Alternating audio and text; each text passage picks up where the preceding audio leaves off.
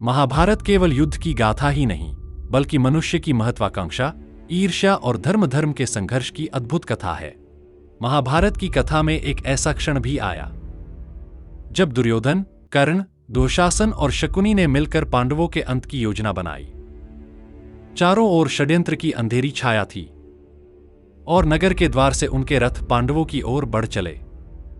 परंतु तभी हुआ कुछ ऐसा जिसने इस भयावह योजना को वहीं रोक दिया।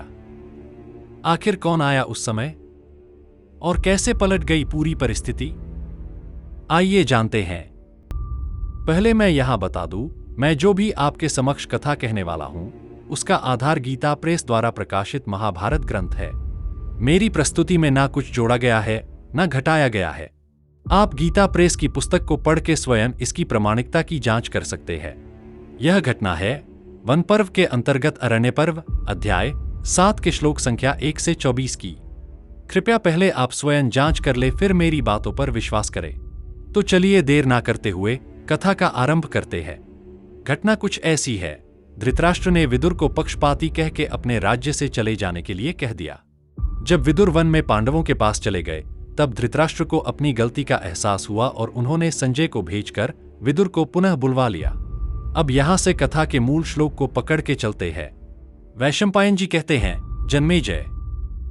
विदुर आ गए और राजा धृतराष्ट्र ने उन्हें सांत्वना देकर रख लिया।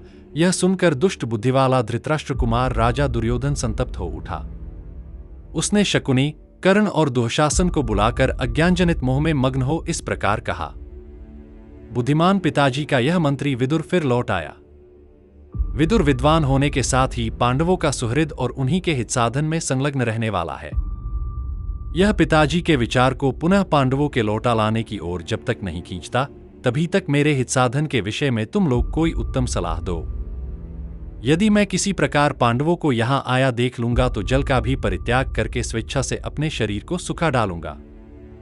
मैं जहर खा लूंगा, फांसी लगा लूंगा, अपने आप को ही शस्त्र से मार दूंगा अथवा जलती आग में प्रवेश कर जाऊंगा, परंतु पांडवों को फिर बढ़ते या फलते फूलते नहीं देख सकता।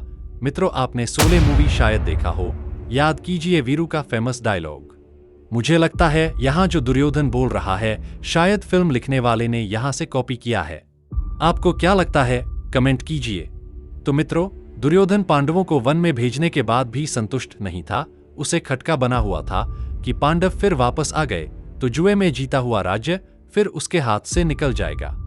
दुर्योधन विदुर के वापस लौटने से भी नाराज है, क्योंकि उसे लगता है विदुर पांडवों को फिर वापस राज्य दिला देंगे। चलिए कथा में वापस आते हैं। शकुनी बोला, राजन, तुम भी क्या नादान बच्चों के से विचार रखते हो? पांडव प्रतिज्ञा करके वन में गए हैं।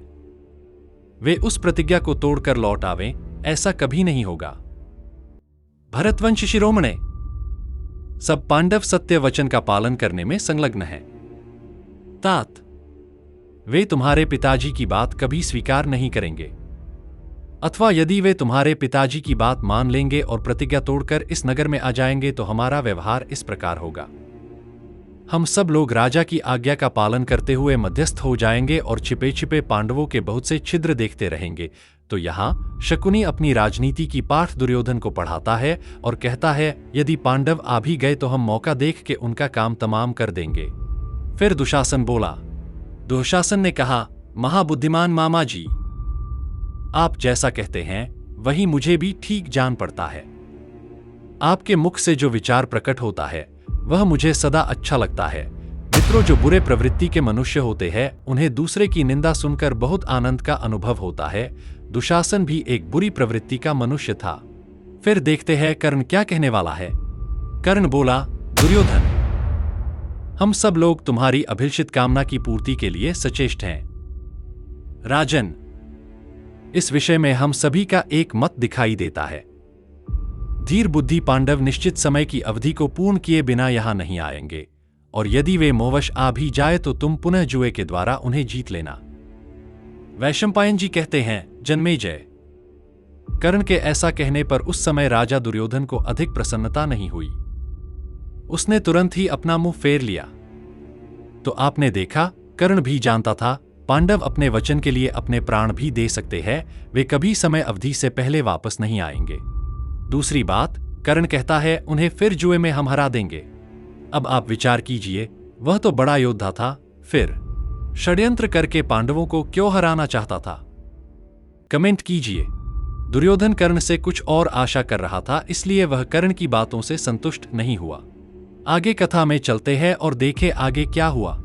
तब दुर्योधन के आशय को समझकर कर्ण ने रोष से अपनी सुंदर आंखें फाड़कर दुशासन, शकुनी और दुर्योधन की ओर देखते हुए स्वयं ही उत्साह में भरकर अत्यंत क्रोधपूर्वक कहा, भूमिपालो, इस विषय में मेरा जो मत है उसे सुन लो। ध्यान से सुनिए मित्रों, कर्ण क्या कहने वाला है। कर्ण कहता है, हम सब लोग राजा दुर्योधन के किंकर और भुजाए हैं, अतः हम सब मिलकर इनका प्रिय कार्य करेंगे, परंतु हम आलस्य छोड़कर इनके प्रिय साधन में लग नहीं पाते। मेरी राय यह है कि हम कवच पहनकर अपने अपने रथ पर आरूढ़ हो अस्त्र शस्त्र लेकर वनवासी पांडवों को मारने के लिए एक साथ उन पर धावा करें। मित्रों, कर्ण काहे का वीर था, अपराधी की भांति पांडवों को मारने के लिए सुझाव दे रहा था। यही है कर्ण की असली वीरता। षड्यंत्र से पांडवों का वध कर दिया जाए, यही सलाह वह दुर्योधन को दे रहा है। यह तो क्षत्रिय के लिए अशोभनीय कर्म है। खैर, आगे देखते हैं कर्ण और क्या कहता है। कर्ण कहता है, जब वे सभी पांडव मरकर शांत हो जाए और अज्ञात गति को अर्थात परलोक को पहुंच जाए, तब धृतराष्ट्र पुत्र तथा हम सब लोग सारे झगड़ों से दूर हो जाएंगे। वे जब तक क्लेश में पड़े हैं, जब तक शोक में डूबे हुए हैं और जब तक मित्रों एवं सहायकों से वंचित हैं, तभी तक युद्ध में जीते जा सकते हैं। मेरा तो यही मत है। तो मित्रों, कर्ण का सोचना है कि पांडव उसी अवस्था में हार सकते हैं जब तक वे शोकाकुल है, क्लेश में पड़े हैं और मित्रों सहायकों से वंचित है।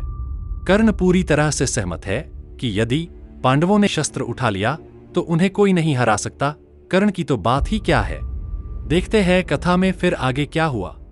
कर्ण की यह बात सुनकर सबने बार बार उसकी सराहना की और कर्ण की बात के उत्तर में सबके मुख से यही निकला, बहुत अच्छा, बहुत अच्छा।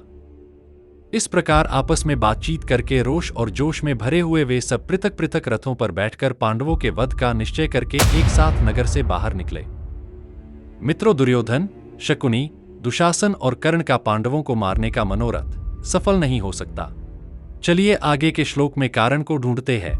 उन्हें वन की ओर प्रस्थान करते जान शक्तिशाली महर्षि शुद्धात्मा श्री कृष्ण द्वैपायन व्यास दिव्य दृष्टि से सब कुछ देखकर सहसा वहां आए। उन लोक पूजित भगवान व्यास ने उन सबको रोका। तो मित्रों, यहां दुर्योधन, शकुनी, दुशासन और कर्ण के मनोरथ पर पानी फिर गया। उन्होंने व्यास मुनि की बात को मान लिया और रथ को मोड़ दिया। तो मित्रों, दुर्योधन और उसके साथी जब पांडवों का वध करने निकल पड़े थे, तभी अचानक प्रकट हुए महर्षि व्यास। उनका आगमन मात्र ही इस घातक योजना पर विराम बन गया। क्या यह केवल संयोग था या धर्म की रक्षा के लिए कोई अदृश्य शक्ति सक्रिय थी? वो कहते हैं ना, राखे कृष्णा मारे कौन, मारे कृष्णा राखे कौन। जिसे भगवान कृष्ण का वरदास्त्र प्राप्त हो, उसका तो काल भी कुछ नहीं बिगाड़ सकता। मनुष्य की तो बात ही क्या है। अकेले हनुमान जी पूरे रावण की लंका फूंक आए और उनका बाल भी बाका न हुआ। महाभारत बार बार यही संकेत देता है, अधर्म चाहे जितना भी प्रबल क्यों न लगे, अंततः उसे धर्म के सम्मुख पराजित होना ही पड़ता है।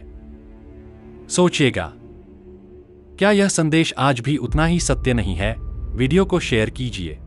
जय हिंद, जय भारत, जय सनातन, जय श्री राम।